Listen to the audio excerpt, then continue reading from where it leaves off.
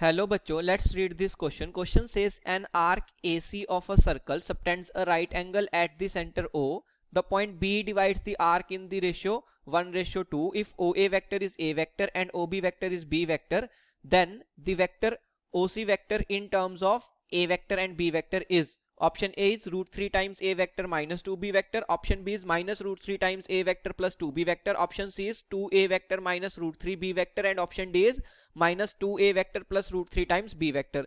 सबसे पहले हम डिस्कस करेंगे हमारा key concept, and key concept is purely geometry of circle. Okay, geometry of circle, ये हमारा क्या हो गया, की कंसेप्ट हो गया. अब सबसे पहले हम समझेंगे अपना फिगर. तो ये लेट से हमारी y एक्सिस है और ये हमारी x एक्सिस है. तो ये इनका इंटरसेक्शन पॉइंट हो गया हमारा ओरिजिन O. अब हमें क्या बोल रहा है, an arc AC of a circle subtends a right angle at centre O. तो लेट से ये हमारा पॉइंट हो गया A एंड ये हमारा पॉइंट हो गया C. क्लियरली देख सकते हैं आर्क AC जो है वो सेंटर पे 90 डिग्री एंगल सबटेंड कर रही है. बोल रहा है point B divides the arc in the ratio 1:2. तो ये लेट से हमारा पॉइंट B हो गया. अब ये आर्क को 1:2 में डिवाइड कर रहा है. तो ये एंगल अगर अल्फा है और ये एंगल जो है वो बीटा है, तो मैं क्या बोल सकता हूं कि अल्फा रेशियो बीटा हमें कितना गिवन है, 1:2 गिवन है. ओके, अब ये जो पॉइंट्स हैं ए और सी हमने वाई एक्सिस और एक्स एक्सिस पे लिए हैं, बट जरूरी नहीं है कि यही एक पॉसिबल केस हो. ऐसे और बहुत सारे आर्क्स होंगे जो सेंटर पे 90 डिग्री एंगल सबटेंड कर रहे होंगे. बट हमें ये समझना है कि पॉइंट्स की लोकेशन चेंज करने से ज्योमेट्री पे कोई फर्क नहीं पड़ेगा. तो फाइनल आंसर सेम ही आना है. तो अपनी कैलकुलेशन को ईजी करने के लिए मैंने क्या किया, ए पॉइंट को वाई एक्सिस पे और सी पॉइंट को एक्स एक्सिस पे अज्यूम कर लिया. अब अगर मैं सर्कल की रेडियस जो है उसको आर मान लेता हूं, तो radius of circle, radius of circle is equal to r. तो यहां से मैं क्या बोल सकता हूं कि OA, OB और OC तीनों क्या है, सर्कल की रेडियस है, तो तीनों बराबर होंगे. OA is equal to OB is equal to OC.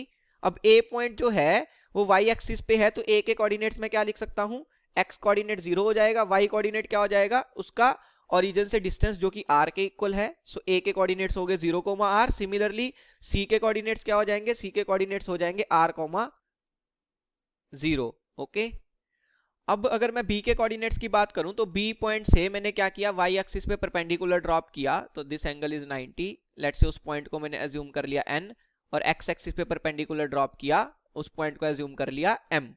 अगर मैं ON की बात करूं, ON will be OB cos alpha. So ON will be OB cos alpha, and what will be OM? OM will be OB cos beta. So OM will be OB cos beta. अब OB क्या है, radius of circle के equal है, so it is equal to R cos alpha and it is equal to R cos beta. अब मैं क्या बोल सकता हूं कि अगर B के मेरे को कोऑर्डिनेट्स लिखने हैं, तो B का जो x कोऑर्डिनेट होगा वो क्या हो जाएगा, OM, और जो y कोऑर्डिनेट होगा वो क्या हो जाएगा, ON. तो यहां से मैं क्या बोल सकता हूं कि B के जो कोऑर्डिनेट्स होंगे, x coordinate is OM, OM is R cos beta, and y coordinate is equal to ON, that will be R cos alpha. अब हमें पता है कि अल्फा रेशियो बीटा कितना है, 1/2. so alpha by beta is equal to 1/2. This means beta is 2 times alpha. Also arc AC जो है वो सेंटर पे 90 डिग्री एंगल सबटेंड कर रही है, तो अल्फा प्लस बीटा कितना होगा, 90 degree. So alpha plus beta is π/2. तो यहां से देखो बीटा को अगर मैं 2 अल्फा सब्स्टिट्यूट करता हूं तो मेरे पास क्या आ जाएगा, 2 alpha plus alpha, 3 alpha is equal to π/2. तो अल्फा कितना आ गया, π/6 आ गया. So alpha is π/6, and what is beta? Beta will be 2 times alpha. So beta कितना हो जाएगा, π/3 हो जाएगा. तो B पॉइंट के कोऑर्डिनेट्स क्या होंगे, B के कोऑर्डिनेट्स हो जाएंगे R cos beta. What is beta? π/3. So R cos π/3, R cos alpha, alpha is π/6. So R cos π/6. This means B के कोऑर्डिनेट्स क्या आ गए मेरे पास, r cos पाई बाय 3 वो हो जाता है 1/2, तो यहाँ पे आ जाएगा r/2, and cos pi by 6 हो जाता है √3/2, तो यहाँ पे क्या आ जाएगा √3r/2। ये मेरे पास आ गया। अब हमें क्या बोल रहा है कि OA vector is A vector, तो OA वेक्टर क्या होगा, A के कोऑर्डिनेट्स हमें पता है क्या है हमारे पास 0, r, O के कोऑर्डिनेट्स क्या होंगे 0, 0। This means OA vector will be 0 - 0 i cap, तो i कैप का कोफिशिएंट 0 हो जाएगा, r - 0 j कैप, तो सिंपली क्या आ जाएगा r j कैप आ जाएगा। सिमिलर तरीके से अगर मैं OC वेक्टर लिखना चाहूं तो OC vector will be, C के कोऑर्डिनेट्स क्या है हमारे पास, C के कोऑर्डिनेट्स हैं r, 0, तो क्या लिखेंगे r - 0 i cap, that will be r i cap, plus 0 - 0 j cap, तो j कैप का कोफिशिएंट 0 हो जाएगा। ऑल्सो अगर OB वेक्टर लिखना हो तो कैसे लिखेंगे, OB vector will be r/2 - 0 i cap, so r/2 i cap plus √3r/2 - 0 j cap, तो सिंपली √3r/2 j कैप, इस तरीके से लिख सकते हैं। अब हमें क्या बोल रहा है कि OA वेक्टर क्या है, that is A vector, so small a vector is r j cap, and OB vector क्या है B vector, so it is equal to r/2 i cap plus √3r/2 j cap.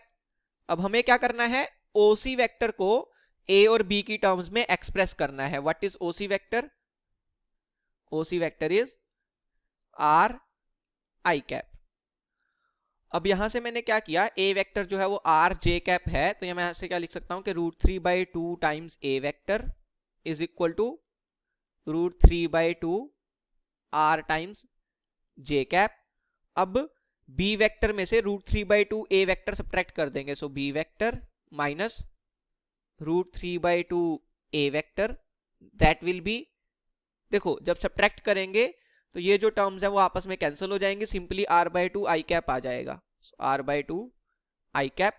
अब पूरी equation को 2 से multiply कर देंगे, so 2 times B vector minus √3 times A vector is equal to r i cap आ जाएगा।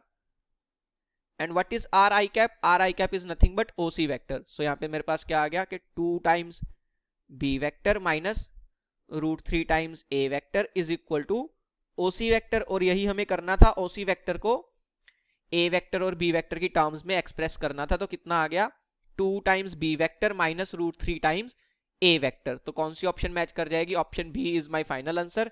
Hope you understood it well, best of luck, thank you.